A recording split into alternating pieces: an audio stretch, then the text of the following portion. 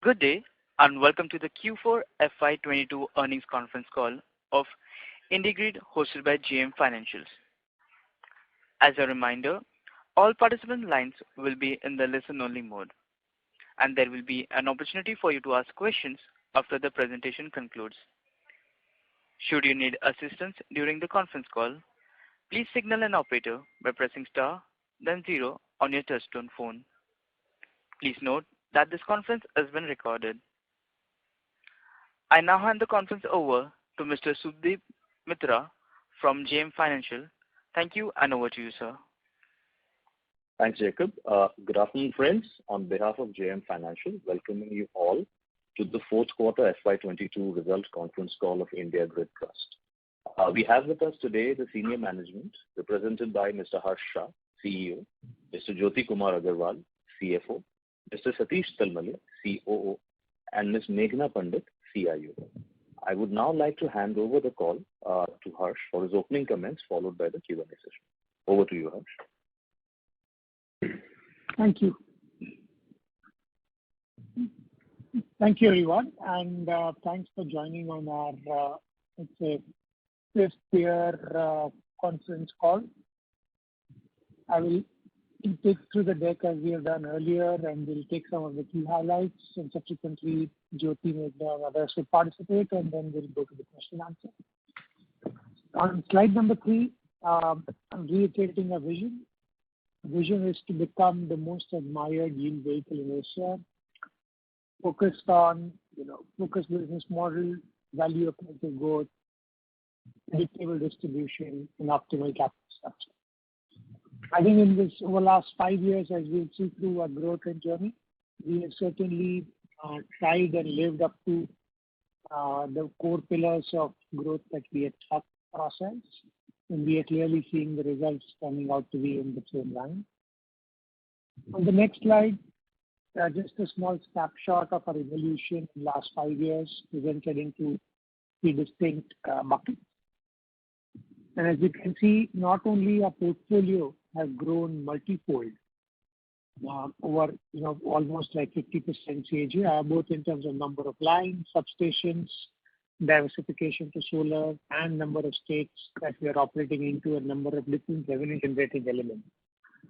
But we have also substantially diversified in terms of our unit holder base over a period of time.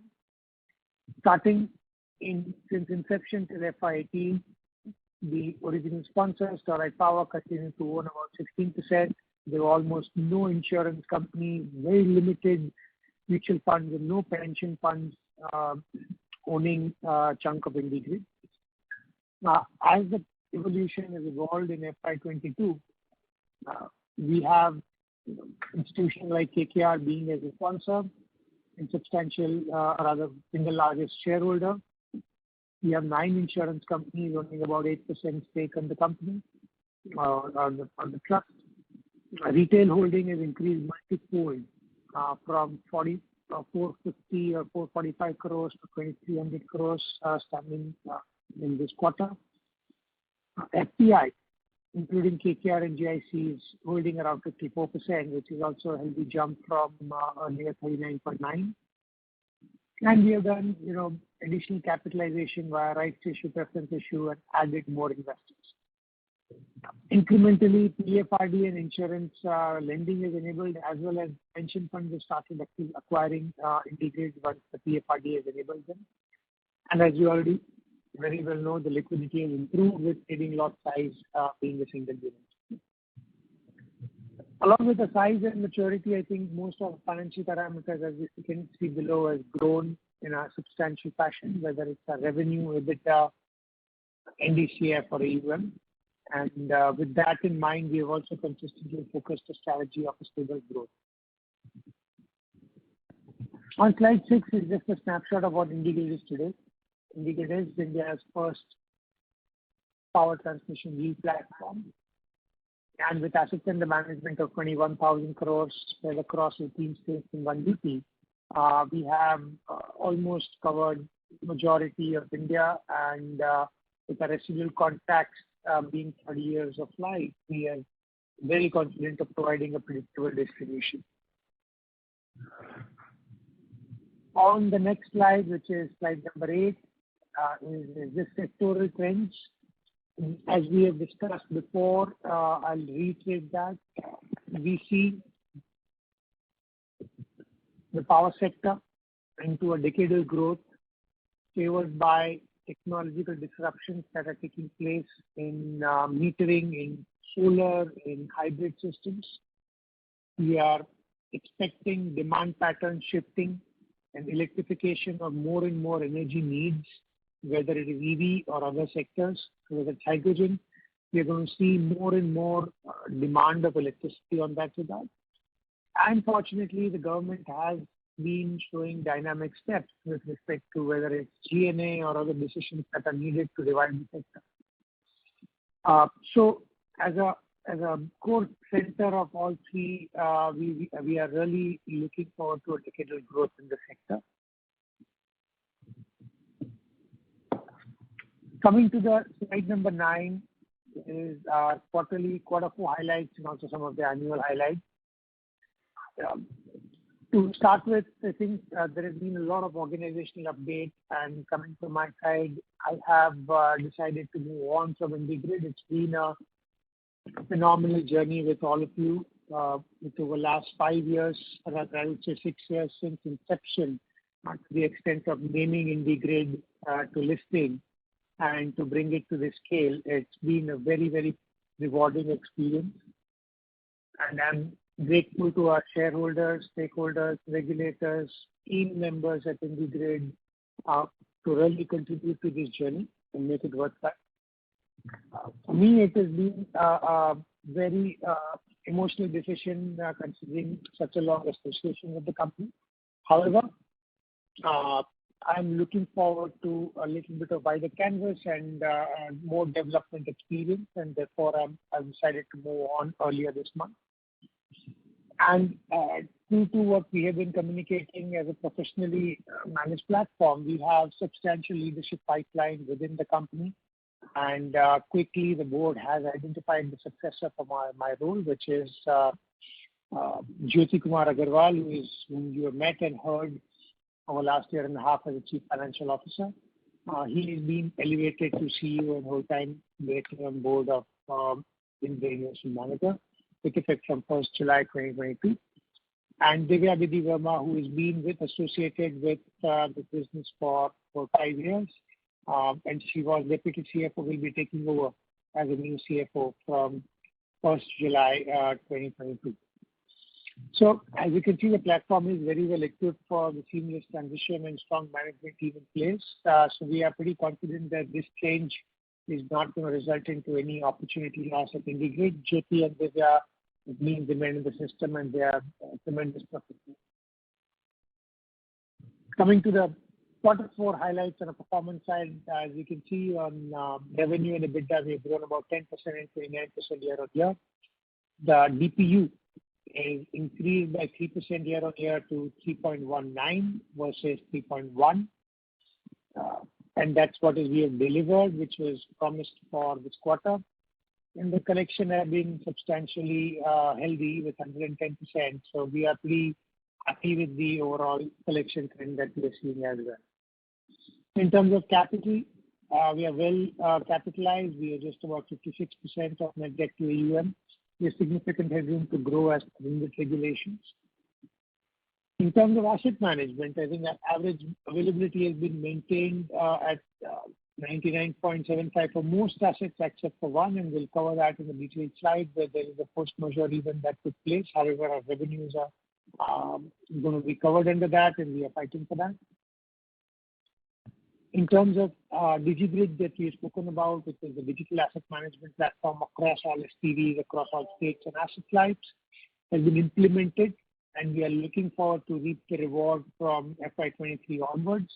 And I'm sure with Satish leading the charge from the front as a COO, we will have a substantial benefit of scale in the operating cost as well. As we discussed last time, we purchased 2 sets of PRS towers, which allows us to put 400 kV and 765 kV towers and systems in case of emergency use. We've also been training our teams, and we have a set of people who can really operate that in India seamlessly. In line with our ESMS framework, several CSR initiatives are taken across environmental, climate, healthcare, and rural development across the country, and we'll see as we speak in our detailed reports what are the details around the same projects. In general, with all these updates, I think our focus remains what is there on the right-hand side is superior total return, sustainable increase in DPU, and steady operations. With that, I would invite Jyoti or Satish to really take on the operating performance side. Yeah. Hi, thanks, Harsh. This is Satish here, and happy to share Q4 performance. So typically Q4 is a month wherein we planned a lot of annual maintenance activities, and that's why it's slightly reflecting in the availability numbers for each of the assets. On annual basis, as Harsh said, majority of the assets have achieved target availability of 99.75%. So one asset, which is NRSS, is showing 90.22% availability. That is shared due to a force majeure event. Rather, we proactively taken steps to avoid tower collapse situation, which was created due to the reasons beyond our control. And we are working with all the regulatory bodies to consider it as a force majeure event and get the deemed availability certificate. And once we get that, we will be back to our target availability target. So on EHS, we had again a zero harm quarter. No major incident or injuries happened, and the reporting culture on unsafe acts and conditions continues. On reliability, this quarter was the lowest by far as far as record is concerned, is at 0.07, which is a trips per line indicator. Defect correction activity is helping us to achieve this record trip per line indicator. More than 99.5% of substation equipments are defect free.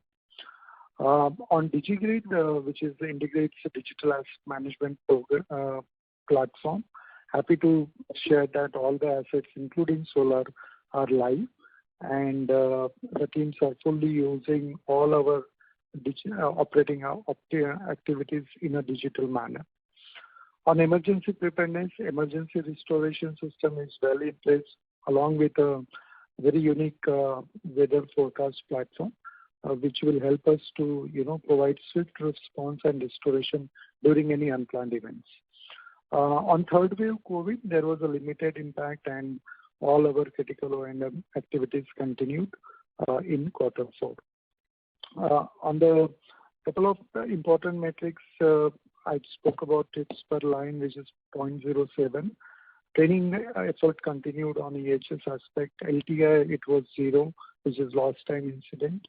Unsafe reporting condition was close to 1900 numbers. So those are our indicators looking good. On utility solar, we achieved 58.11 million units of generation, which represents 19.50 CUF and availability of 99.79%. Thank you. Handing over back to Harsh or Divya probably. Yeah. Yeah, I'll take it forward from here, Satish. Thanks a lot. We move to slide number 11, where we'll go through the financial performance of Q4 as well as for the year. So on the back of our acquisitions, we've seen a quarterly growth of revenues of about 10%. EBITDA growth is higher at 29%. There are two reasons here. One is there is an operating leverage in the model. The expenses, are sort of semi-fixed or semi-variable in nature, and so that is benefiting the EBITDA growth. But there were some one-off expenses which were booked in the quarter 4 FY21 because of some earn-out payouts, which are not there in this quarter. So on a like-to-like basis, the growth in EBITDA adjusted for that would be about 13 or 14%. The NDCF generated grew by about 5% as our growth was largely funded through debt. So adjusted for the interest cost, the NDCF generated was higher by about 5%, and DPU in line with our guidance was higher by about 3%. For the full year, again on the back of a few acquisitions, we saw part of the benefit last year but have seen full benefit this year. Our revenues grew at about 33%, and EBITDA, because of the operating leverage, grew at about 40%, and NDCF generated grew at about 3%. Collections were a little bit short of expectation in January, February, but more than made up in March. Ended this quarter at about 110% collection, and a DSO days of about 49 days. If you look at the distribution breakup, this quarter in line with our guidance, we're paying 3.1875. 2.55 out of that is in the form of interest, and 64 paisa is in the form of capital repayment. The record date for this distribution is going to be May 26th, and the tentative date of distribution June 4th. We ended the year at an NAV of just short of 132 rupees, at 131.71. With this distribution, we would have paid close to 3,000 crores to the investors since listing. We have been maintaining a sort of a steady state of DPU increase over the last few years in the range of between 3 to 4%. In line with that trend, the board has sort of decided to keep the DPU outlook for the next year higher by about 3.5%. So from the current 3.1875, we are guiding DPU per quarter of about 3.3, adding up to about 13.2 rupees for the full year. So this is sort of in line with what Harsh mentioned earlier, superior returns and sustainable increase in DPU, backed by stable operations and a prudent capital model. I think this is in line with all of that, and we do expect to be able to meet this guidance relatively easily. If you move to the next one, this is nothing but an EBITDA to NDCF bridge. Essentially, for the quarter, we had a net accretion on the back of good collections of about 70 crores to the gross NDCF reserve. And for the full year, we've added about 52 crores to the NDCF reserve. We started at about 171 crores, and we're ending this year at about 221 crores. So just a little bit short of the quarterly DPU, more or less in line. So we have almost one quarter's DPU as a reserve. Should there be any headwinds in terms of collections or mismatch, then there's a healthy DPU reserve to sort of depend to and continue to maintain a predictable and sustainable distribution profile. Our balance sheet, which is the next slide, continues to remain robust. We raised money in this quarter, in the quarter 4, at about 6.91%, which is way lower than our average cost of debt of about 7.76. Even despite the headwinds of a higher interest rate environment, we have been able to tie up a substantial part of the refinancing needed in FY23. We've sort of almost done 2,200 crores of the 2,100 crores which is coming for repayment, and all of it is tied up in the zip code of about 7%. And this is coming to replace debt which is watermarked at about 9%. So there's a sufficient sort of room available for us to sort of continue to reduce the average cost of debt, which will add to further cash flow generation in the coming year. We carry a healthy cash balance, about 1,700 crores, but this was part of it, almost 700 crores was for repayments which were due to be made immediately after March. Rest of it is a combination of the SRAs and NDCF as well as the DPU. Our EBITDA by interest for the full year is more than 2 times, and we do have enough headroom to grow because our net debt to AUM is about 56%, and given the regulatory cap of 70%, there's room enough for us to sort of continue to pursue growth opportunities. A large majority of our borrowing is fixed rate, more than 3/4 is fixed, so we should be able to withstand the near-term headwinds that we are seeing on the rate environment.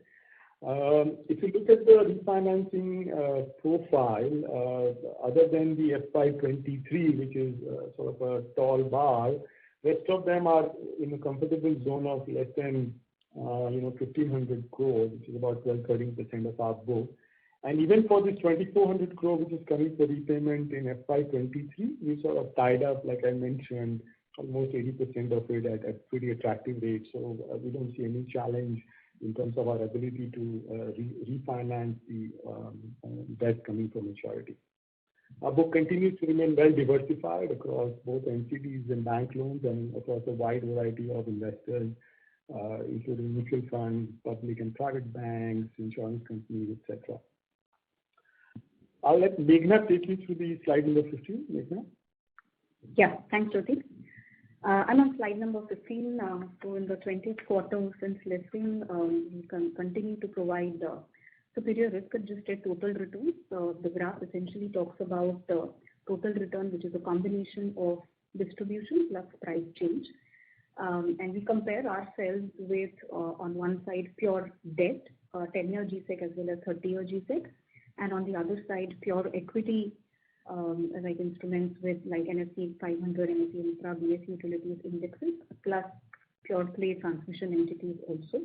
And as you can see on total returns plus the annualized return for that matter, we have outperformed all of them. More importantly, on the risk side, which is depicted by the beta, our beta continues to be amongst the lowest compared to all the other indices as well as companies. Moving on to slide number 17 in terms of FY23 business outlook, it continues to remain very strong. I think the topmost priority is portfolio growth that we are focusing on. We are seeing significant pipeline being created on the transmission side with a lot of tenders being floated for greenfield projects as well as the national monetization pipeline coming up, essentially monetizing the existing assets, which of course remain pipeline for us. More importantly, we are looking at acquiring the framework asset Khargone Transmission Limited, which is the framework asset which became operational in December 2021. In addition to the other operational solar and transmission assets, there was one greenfield project that we bid for in January. So we are evaluating other bidding opportunities in the power transmission sector with partners, as well as we are exploring a couple of opportunities on adjacent spaces like utility scale battery storage, which are again backed by very strong counterparties like SECI and TPC.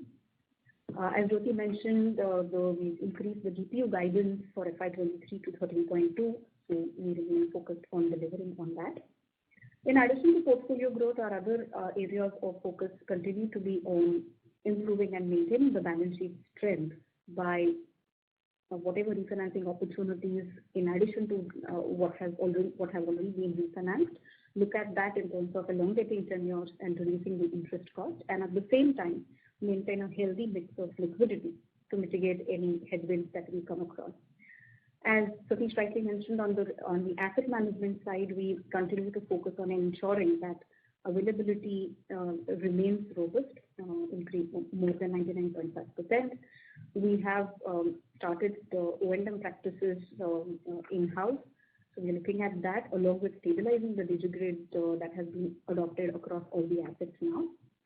On the other hand, industry stewardship is something which we have been working on right since we listed, working with various regulators and industry participants on various policy initiatives, which is essentially some of them being streamlining the tax anomalies between equity and InvITs, looking at enabling index inclusion for index and REITs, and at the same time continue to increase awareness about DigiGrid as well as about InvITs in general.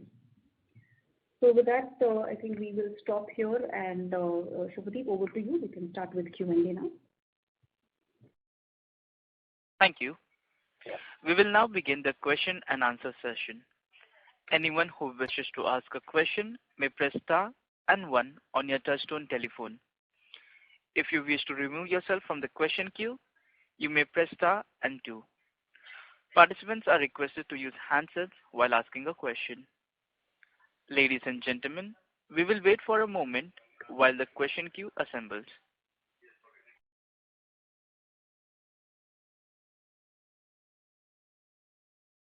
The first question is from the line of Swarnim Maheshwari with Edelweiss. Please go ahead. Yeah, hi, and thanks for the opportunity. So first of all, congratulations for yet another stable and strong quarter and raising the guidance again. I have 2-3 set of questions. First, if you look at over the last 12 months, our AUM has hardly moved from 205 billion to about 210 billion. So it's like just about a 2% kind of a growth. And even though KTL is a confirmed acquisition, just wanted to understand more on the growth perspective and what kind of AUM are we targeting by FY23-24 end? Yeah, thanks, Arvind, for the question. I mean, you're right. I mean, AUM has been stable. It was partly by design. If you look at the growth in the immediately preceding quarter, and there was a very, very steep 70% AUM growth.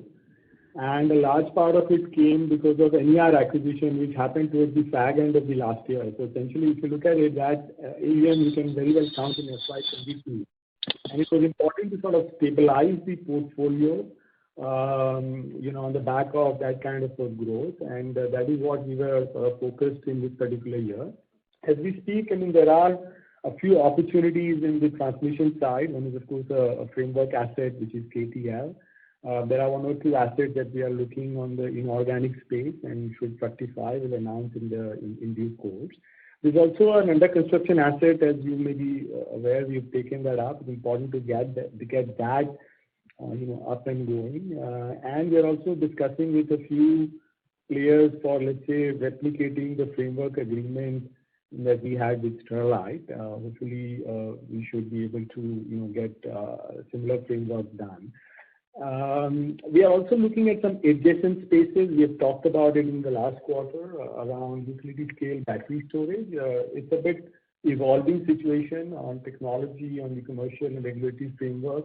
But we feel given, our substation presence and our connectivity to the grid, we should be in a very good position to be able to play a role here. So net-net, Swarnim, the point I'm trying to highlight is that the growth agenda is very much, on, and it's just that it was important to stabilize the portfolio, and now we're sort of on a very good even keel as far as the portfolio is concerned. We should be able to see reasonably good growth in the coming few quarters. In terms of any target, well, there is a sort of a headline number of about 30,000 crores or $4 billion by the end of this calendar year that we have been highlighting at some point of time, but that's not a sort of a hard target. Idea would be to grow to that figure, even if it happens a little bit later down the road, then that's fine. The important thing for us is to ensure that whatever we do for growth reasons is in line with our objectives of ensuring that it's sustainable, it's value accretive, and it sort of is in line with our focused and predictable distribution model. Even if it takes a little bit longer than that, that's fine. Yeah. Right. Thank you. So just as a follow-up on that, and this is, I really wanted to understand this, that, when you are acquiring the new assets, and I'm talking more on the acquisition side, we have seen some sort of heightened competition due to entry of new players. So what's really the hurdle rate over here? And just wanted to better understand that whether we give a preference for the DPU growth really on the near-term side, or really it's the HTM that we look at. No, so while on the competition bit, I would split the market into 2 categories. The renewable side of the business is seeing intense competition. You're right. On the transmission side, I would say that there are not that many assets, Swarnim, as you may be familiar with. But where there are assets, I don't think the competition is that intense compared to renewable. And when we look at an acquisition, we look at the overall the life of the asset. The asset has to sort of fit into our strategy of predictability of revenues, accretive to our NDCF stroke DPU for a reasonably long period of time. Hurdle rates are not hard casted. It's a function of how does the new asset fit into our funnel of ensuring that it's value accretive at the end of the day and accretive on the DPU for some time, right? We are a little bit flexible, a little bit here, a little bit there on the IRRs of the asset, but it's important that the predictability of the cash flow is not in question. At the same time, it's accreting to the unit holders for a reasonable period of time. I don't know whether that answers the question. Yeah, no, it partly answers that. Thank you. Thanks for that. And just one last one, just a bookkeeping.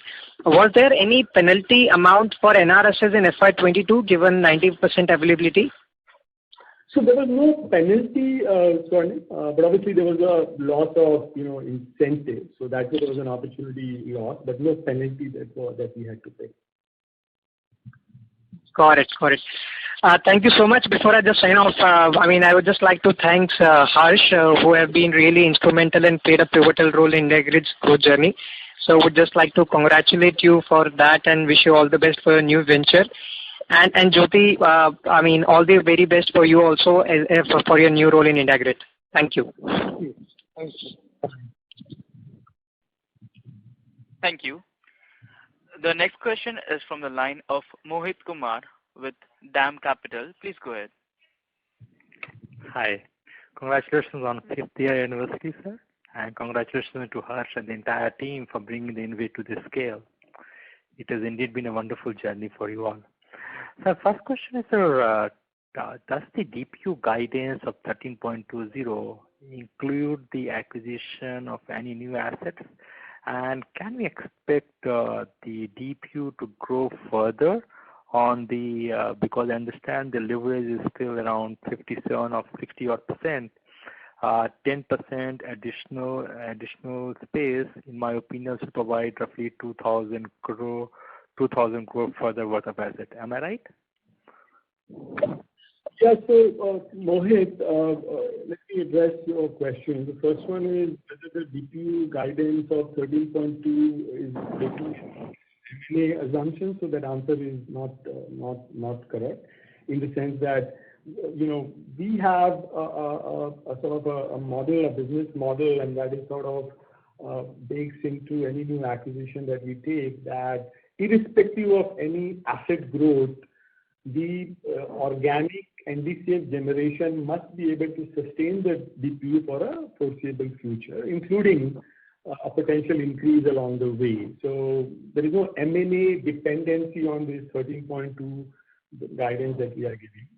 And in terms of whether this DPU will increase further, well, we cannot obviously guide you for beyond FY23.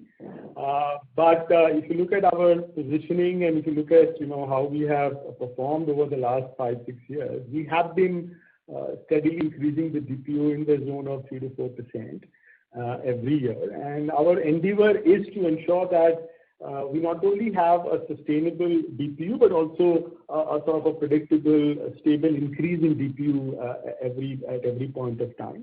So when we do an acquisition or when we look at our business plan over the medium term, there is a little bit of an increase in DPU that is built into the modeling. Obviously, what will be that increase, if at all, for FY24? We'll have to wait 1 year. We'll come and guide the market at that point of time. But for now, we can tell you that the 13.2, we feel very confident and comfortable to be able to meet this guidance for FY23. My second part was how much the space we have for the acquiring of new assets. If you can tell us the number. Is it 20 billion? Yeah. Is that a fair assumption? A little bit more than that. I think we have a debt of about 13,000, and against that we have an asset of about 21,000. So I think we can do easily about 5,000 to 6,000 crores of asset acquisition. But like we have been maintaining, we don't want to sort of go right up to the 70%. That is too close to comfort, especially in the light of current volatility in the interest rate. So once we are sort of reaching the 65% plus minus mark, at that point of time, we would look at sort of bringing this level down a little bit through equity raise. Right now, there is no such plan, as there is sufficient headroom. And we feel that we should be able to grow comfortably, at least in FY23, without any further equity raise required from the market. So KTL acquisition requires the size is roughly around 13 to 15 billion. Is that number right? We would not be in a position to guide you, the exact. Broadly it's below 20 billion, right? Below is 20. Yeah, it will be around that mark. Even if you take KTL and one or two others, I think we'll be still well within the 70% mark. I would say more well within the 65% mark itself. Yeah. But for clarification, sir, the total headroom is around 65 to 70 billion, right? Headroom available for us. At 5,000 crores, we'll be hitting the 65% mark, right? Understood. So, and that's where we sort of benchmark our internal guidance because we don't want to go too close to the 70%. Yeah.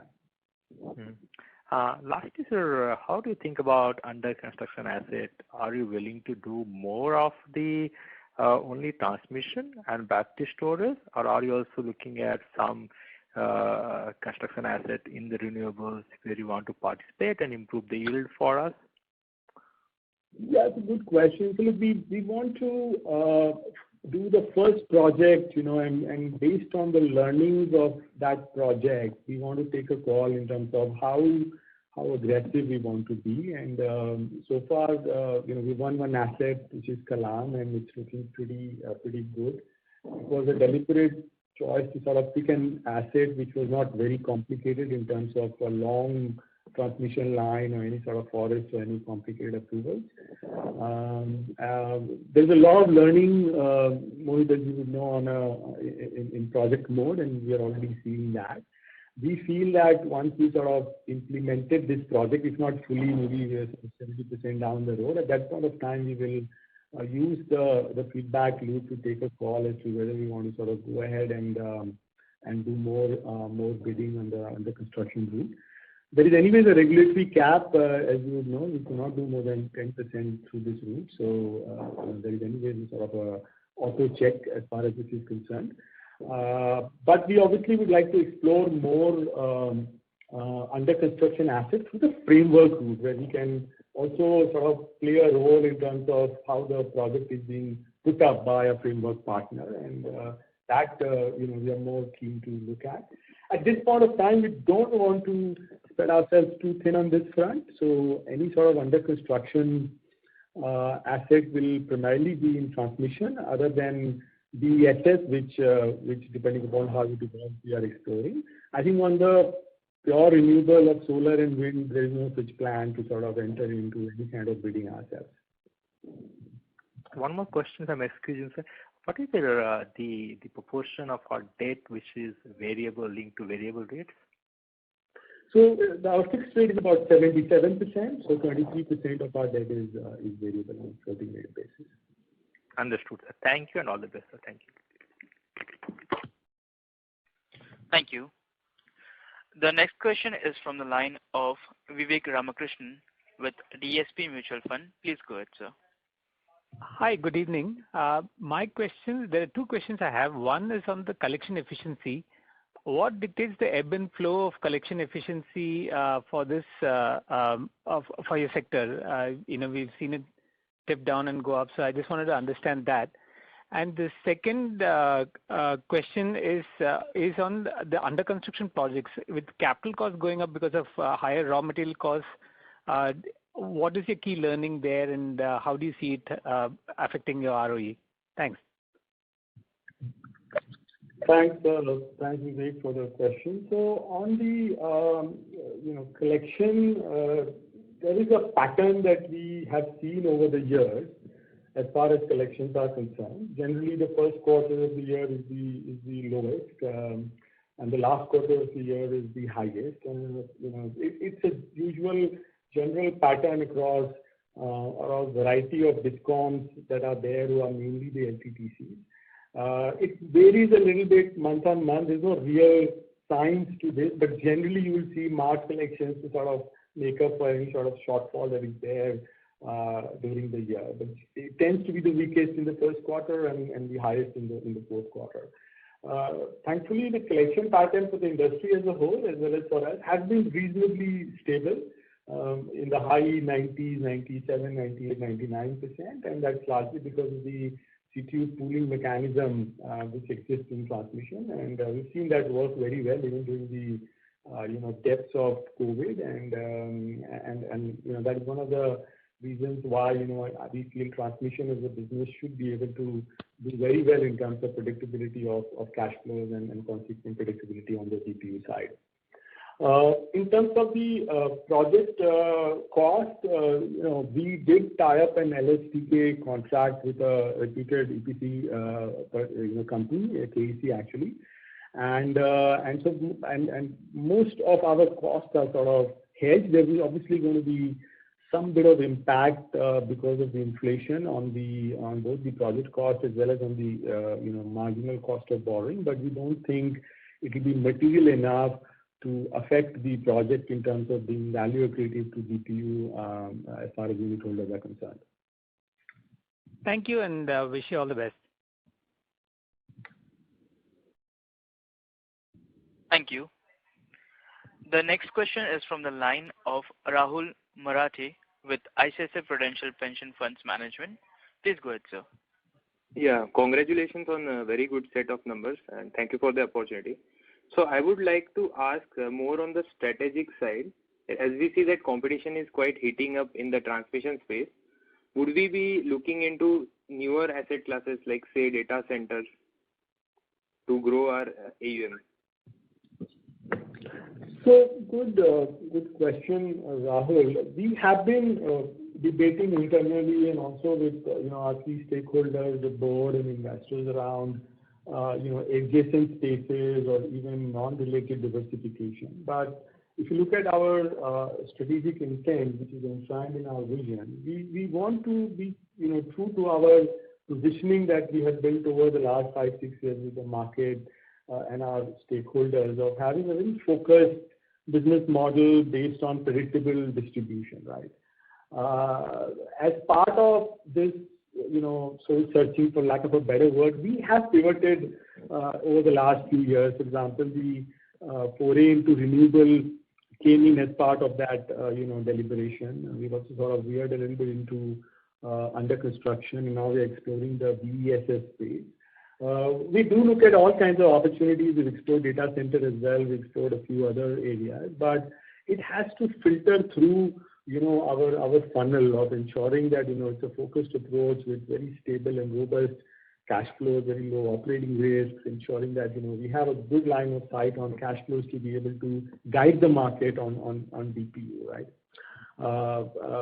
As of now, I don't have anything to talk about, but in case there is a development, where we feel that, based on our analysis, a foray into any particular, business, maybe adjacent, maybe, not so adjacent, then obviously we'll come and inform the market. We may also, depending upon what that is, go to the, unit holders and take their approval. But as of now, we want to be pretty much focused in terms of what we have outlined, which is transmission, renewable, transmission, including under construction there. And maybe depending upon how the whole BESS space evolves, given the synergies with our substation assets, maybe foray into that. Other than this, at this point of time, I don't think there's anything that I can talk to you about. Sure. Thank you.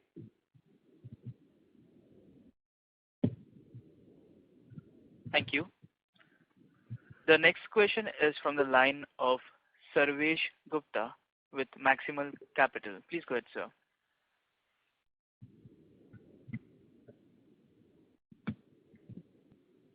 Mr. Gupta, your line is unmuted.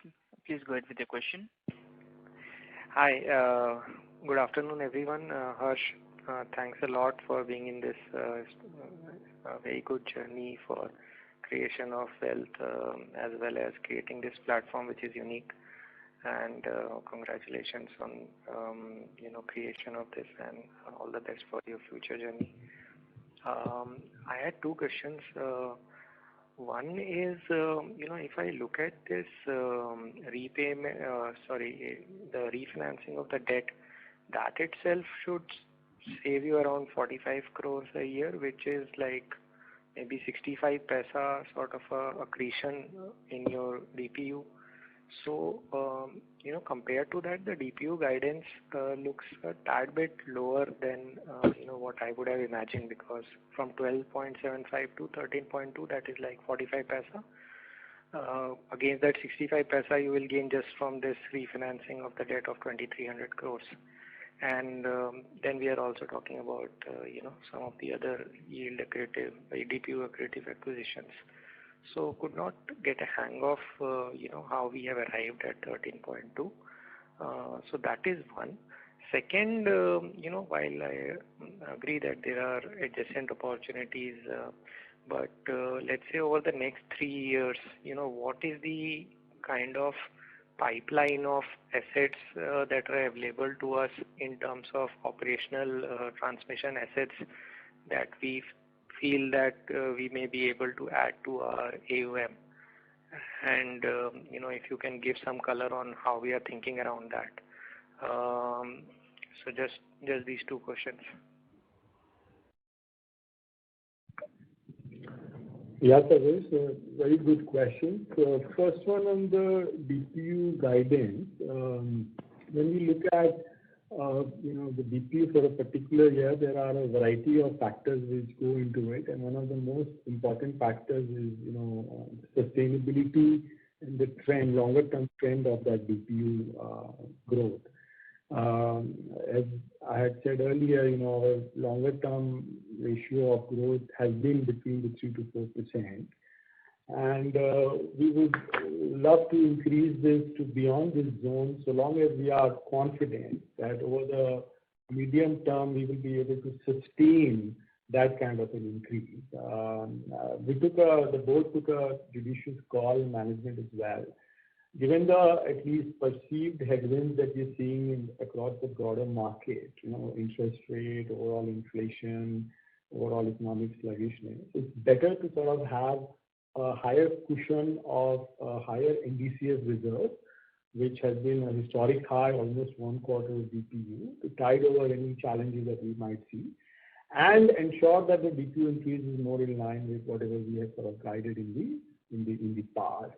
A higher than normal increase would have meant that based on our current outlook, the sort of runway of maintaining that higher decrease would have been shorter, and frankly, we felt that better to sort of have a longer runway of a more predictable DPU increase than to sort of move to a higher gear and reduce the runway. So it's a trade-off at the end of the day, and one of our core pillars which we've been highlighting is sustainability of our cash flows and whatever we do, and we took a call more in favor towards having a longer sustainability than sort of moving up the notch as far as DPU is concerned. As far as the opportunity space is concerned, I think we did touch a little bit in the presentation. Beyond the immediate opportunities which we are already looking at, there's a fair bit of tenders which have been announced. Almost 40,000 crores plus of tenders for which bidding is going to happen. Some of it has already happened. And we believe that once some of these projects are ready, not all of them, but let's say the projects which are not going to core asset keepers, will be available to us, in the secondary market once they are ready. And typically these projects take anywhere between 18 to 36 months. So we do see some bit of it coming into the market, and we will be a very active player, very competitive when it comes to some of these projects. There's also almost 45,000 crores of monetization pipeline which has been announced under the NMP, which is based on just the transmission sector, right? We want to play a very active role here, and we've been in touch with the various authorities, regulators within the ministry, that it has to be a open process, including PGCIL's asset monetization. So we believe that what we've seen in NHAI should also happen for PGCIL, and that set of assets will also be available for us to sort of play a role into. So this combined, these two add up to almost 80 to 90,000 crore assets, which all of it will happen over the next, let's say, 3 to 5 years. There's a fair bit of pipeline on the transmission side.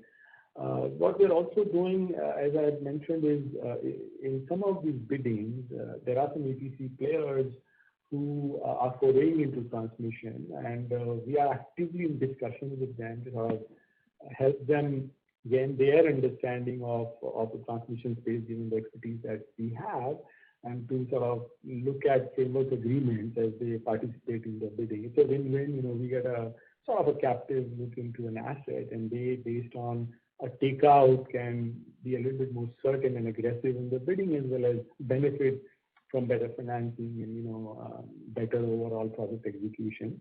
So we will be using this as a good mechanism to tie up some of the assets which are coming up for bidding over the next 3 or 5 years. So this is on the core transmission side. Of course, on the renewable side, it's a different ballgame, given we have a very different filter, in terms of what kind of assets pass muster. They have to be complete, must have a good track record of cash flow generation, has to be with PPAs, have to be with counterparties like SECI, NTPC, or maybe Gujarat. And that is a very narrow space, and the market is quite heated right now. So there, in all honesty, I do not see a lot of opportunities sort of filtering through to come our way.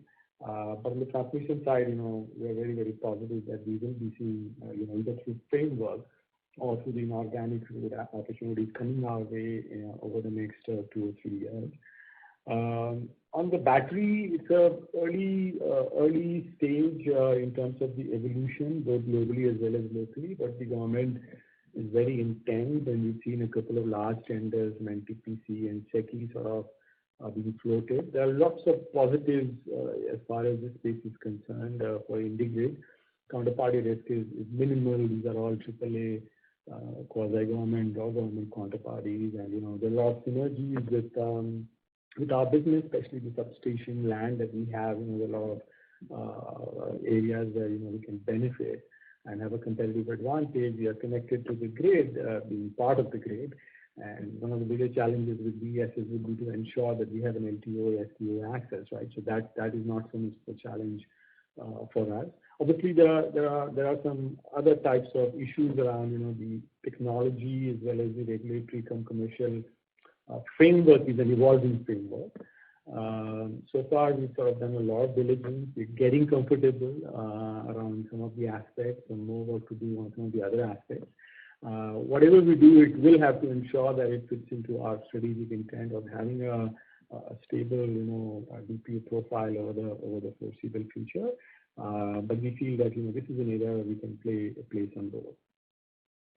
Sure. So broadly, we are on our way to maybe achieve 30,000 crore AUM in the next 2-3 years. Is that something which is possible with most of it being the current operational transmission assets? Yes. We feel very confident that that is a number that we should be able to get over the next 2 or 3 years. Okay.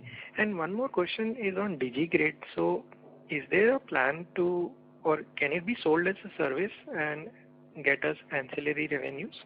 Because, maybe if you have done some proprietary stuff there, and there are a lot of independent assets who may not have such sort of a service available or the resources available to do it properly.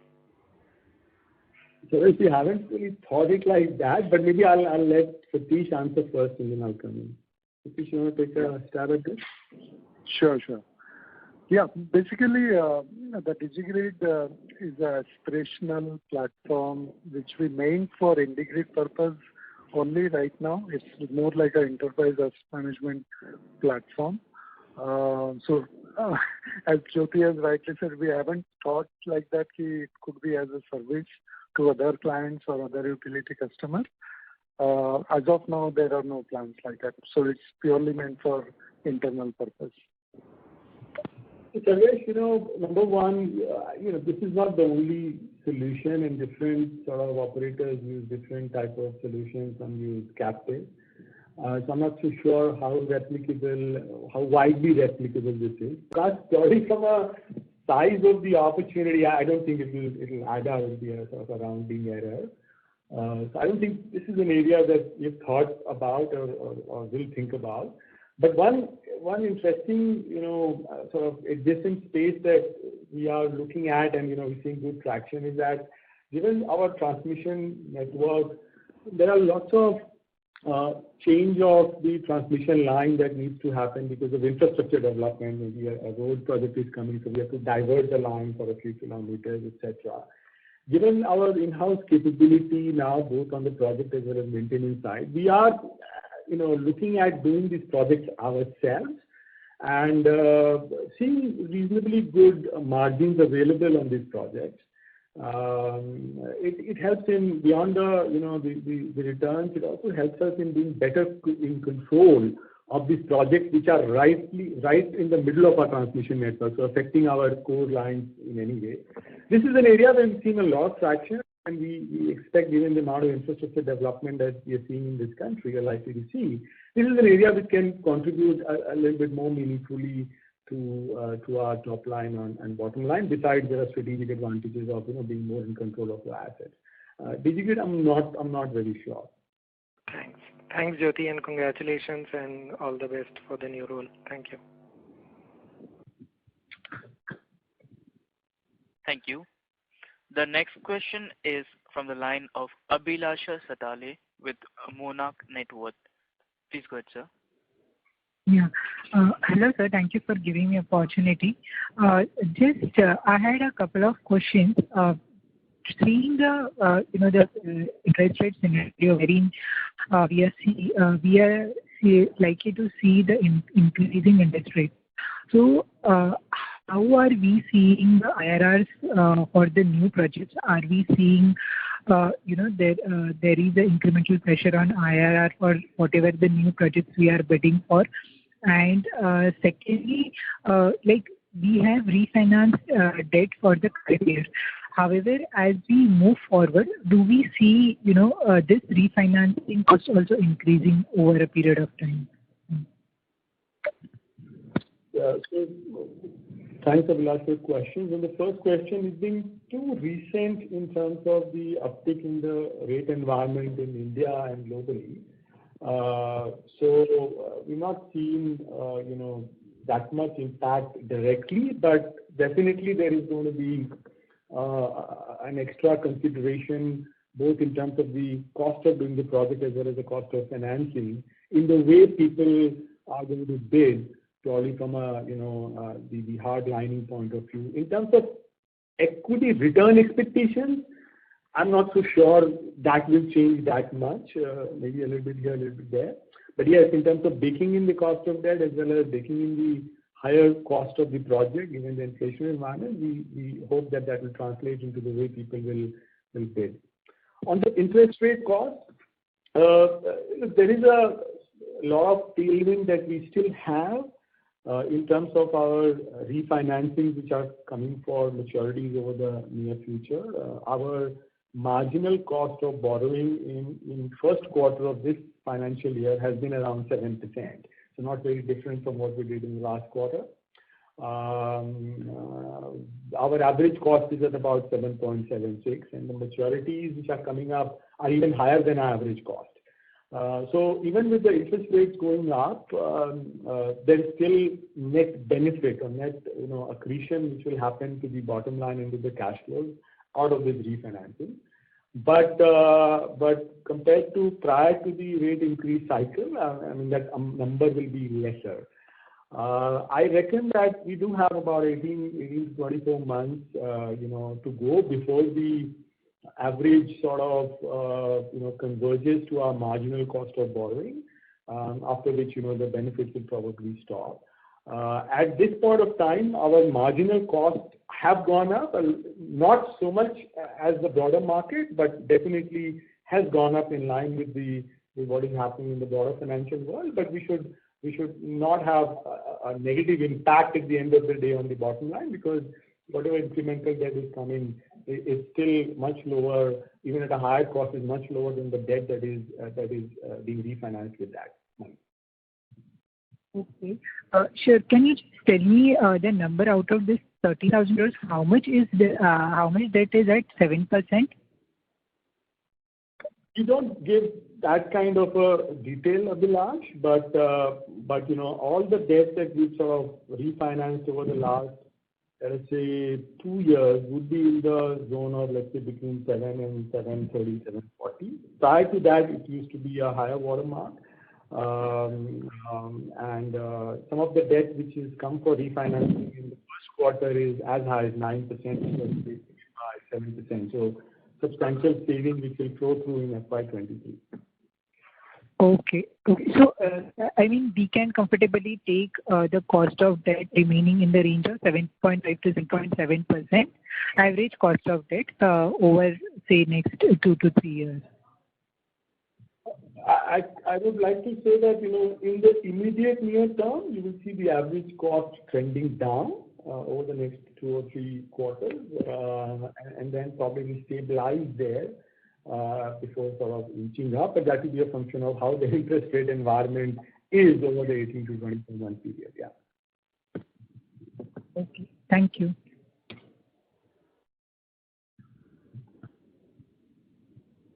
Thank you.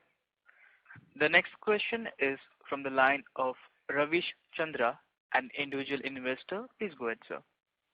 Yeah, good evening. Thanks for the opportunity again. Jyoti, congratulations and best wishes for the result. And Harsha, I think it's a long 5 years we are hearing from Harsha on this one. And congratulations on building excellent team and sustained growth. And best wishes for Harsha for your endeavors. Coming into the question, I have 2 questions. One is, Jyoti, looks like future power grid may come with AMs leasing instead of directly selling. So right now, all 21,000 crores we are having our own asset. So we might go for lease. Any thought about it? If so, what are the problems or issues from the lease AMs? And the second question is, do you have any asset where we have inflation adjustment rent increase? Thanks. Yeah. Thanks, Mr. Chandra, for your good wishes. As far as the first question is concerned, there are some discussions more in line with NMP model to sort of explore a transfer of the rights of the asset without transferring the asset. I guess you're talking about that. Yes. It is a bit complicated, Mr. Chandra, given power is a very regulated business and there is a Electricity Act which sort of overrides how the business will be conducted in this particular sector.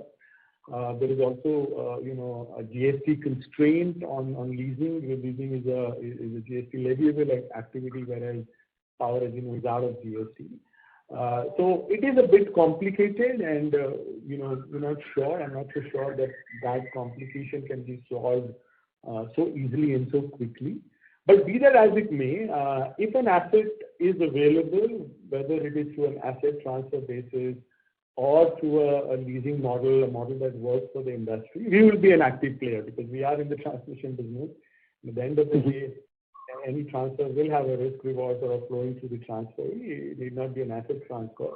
But we will be very keen to sort of look at the new model. We are already in discussion with some of the interested parties. It's a little bit more complicated than it seems first time. But if there is a model available, then we will also be an interested party as far as that particular model is concerned. Yeah, that's good. Yeah, and if you can just repeat your second question. Yeah, the second question is, this inflation adjustment, do you have any asset out of this 21,000 crores? Any asset, are we having any inflation adjustment rent increase or something like that to take care of operation cost so that it will not hurt DPU? Yeah, so we don't have a inflation adjusted sort of asset in our portfolio. There is only one asset, which is the PRKTCL asset, which is a Section 62 asset, where it's because of Section 62, there is an interest cost pass-through. So to that extent, when inflation is linked to interest rate, that flow-through will be passed through in the tariff. But again, it's a very marginal, asset as a share of our overall portfolio. Other than that, all our assets are Section 63, including our solar assets, where there is no inflation impact in terms of the revenue trajectory. Okay. Yeah. Maybe one final, if you have time, that regarding operations. I think the project management is totally with us now, not with any partners. This DigiGrid controlled software. I think all projects is home controlled at our level, not subcontracted to somebody else, isn't it? Yes, sir. Yeah. Okay. Thank you. Best wishes. Good. Thank you. The next question is from the line of Pratik Kothari with Unique PMS. Please go ahead, sir. Hi, thank you and congratulations to you, Jyoti and Harsh. My first question is in terms of, we spoke about that instead of maybe constructing a transmission asset ourselves, we might take the framework route with a third-party developer. From a risk perspective, is there a major difference between the? Is there a benefit if we go with a third-party developer? So, given that we cannot do more than 10% under construction, plus our main strength is around operating and maintaining transmission assets, not really developing. And whereas for EPC developers, their main business is actually, developing assets. We feel that, better synergistic combination could be that we enter into a framework where we benefit from their core capability of developing an EPC, of the asset. And once the asset is ready, we can then buy it from them, provided, all the parameters that we agree in the framework have been taken care of. That would be a better model. It will not limit us in any way from a regulatory point of view, as well as, we commit capital only when the project is sort of ready and some of the key project risks are already addressed. Whereas if you do it yourself, then, you're also facing direct project risks, which in the infrastructure, as you know, could be tricky at some point of time. So that's why we would prefer if we have a framework model. And in any case, as far as under construction is concerned, we want to sort of, like I mentioned a bit earlier, stabilize the first asset, learn from that feedback loop before we sort of commit more resources or capital into that. Yeah. So basically, we don't take any construction risk when we go ahead and sign a framework with someone. So the model can be of many types. There can also be a model where we take a small capital risk of, let's say, 25-26% of equity to have skin in the game, depending upon the asset or the counterparty. But yes, predominantly the construction risk is not taken by us, but by the EPC contractor.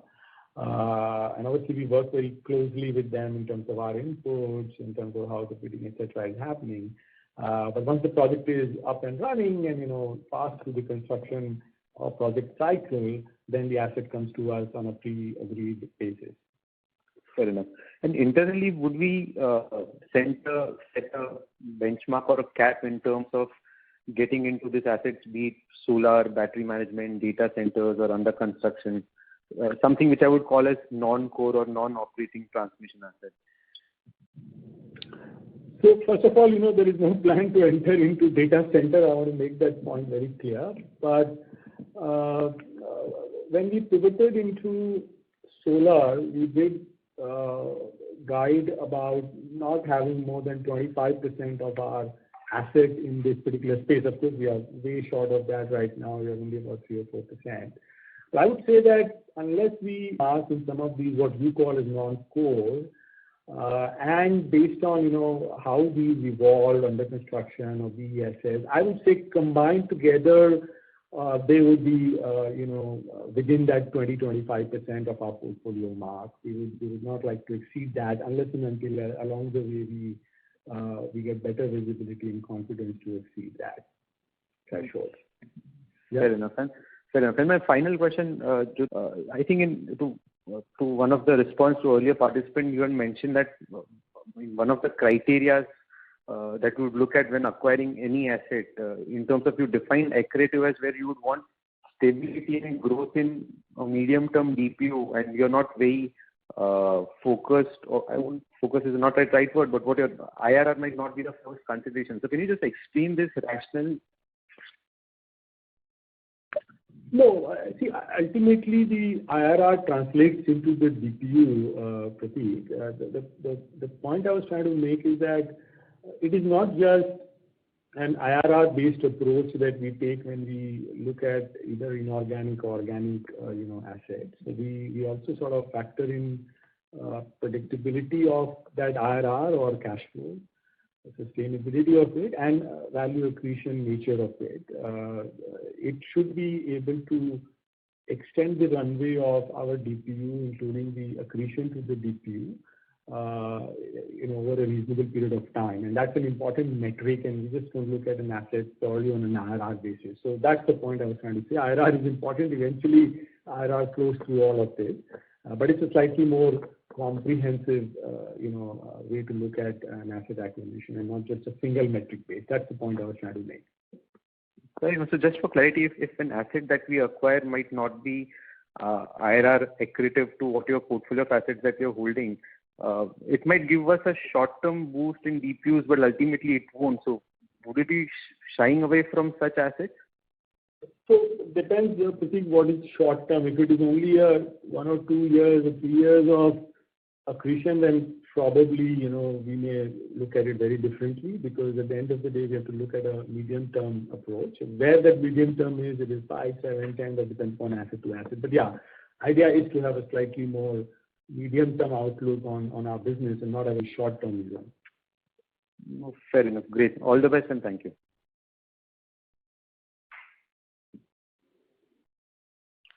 Thank you. The next question is from the line of Mohit Kumar with DAM Capital. Please go ahead, sir. Hello. So thanks for the opportunity once again, sir. So my one question I have, what are the reforms you are looking forward to, or which we are discussing right now, which you are aware of, which can help our industry? Meghna, you want to take that? Sure. So a couple of things, Mohit, that we are working with. One is, as I mentioned, getting InvITs and REITs included in various indices, which essentially promotes liquidity ultimately for investors. So that is one thing that we are actively working on. A couple of other things include, removing the tax anomaly, like the long-term capital gains tax for InvITs is after 36 months, whereas for equity it is 12 months. So we want, considering this is also an equity-like instrument, we're trying to see that it should be provided the same status.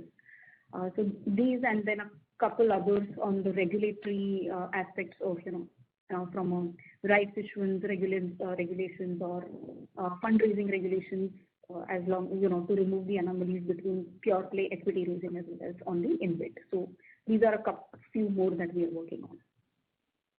Oh, thank you. All the best. Thank you.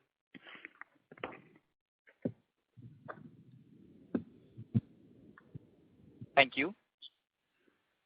Our last question is from the line of Sunil Shah with Turtle Star Portfolio Managers. Please go ahead, sir. Yeah, thank you everyone for this opportunity. First of all, would like to congratulate Harsh on being the pioneer to get InvITs into India, and for all of us as shareholders, it's been a great journey. So thank you very much, Harsh and Jyoti and Meghna, for all the things that you people are doing there for all of us.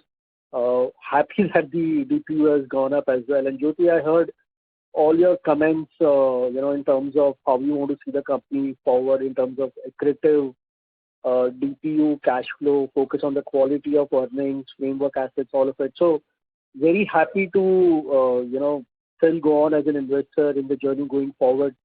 Look forward to a long time invested in the company as well. So most of the questions have been answered. Just one point which I would like Harsh to take it up. Harsh, as we all know, you're moving on. Any unfinished agenda in your diary, if you could, let us know and just share that with us as well, in terms of integrate. Sure. Thank you, first of all, Sunilji. Thanks for the wishes. And if I can, I won't call it an unfinished agenda, because I think it's moving on online, and we'll see the light of day soon. There's a principle that should in a country as a policy we have government asset, which is a taxpayer-owned asset, be monetized on a bilateral basis. Right? And I think this question comes up on many a forum, and equally important for us. If at the end of the day, power grid or state transmission assets get monetized, we strongly believe that it needs to be via a transparent auction, and any other process chosen by the government would be against the veto of the government or the competition or pricing that we have set for ourselves in the country. So I think people understand that. We have seen NHAI also coming out clearly after the InvIT that they will call for an auction for the further NHAI. We are expecting that same kind of message coming from Power Grid or Ministry of Power. However, we have not yet received. So I would say it's people are moving in the direction. But yeah, I would say that as long as government follows and calls for an auction, that's something which I would really like to see, and hoping that it comes up soon. Fine. Okay. Thank you very much, Harsh, and welcome to Jyoti on the new role. You've always been part of IndiGrid, but we look forward to welcoming you on the new journey as well. Thank you, everyone. Thanks for this opportunity for me to ask the question. Bye.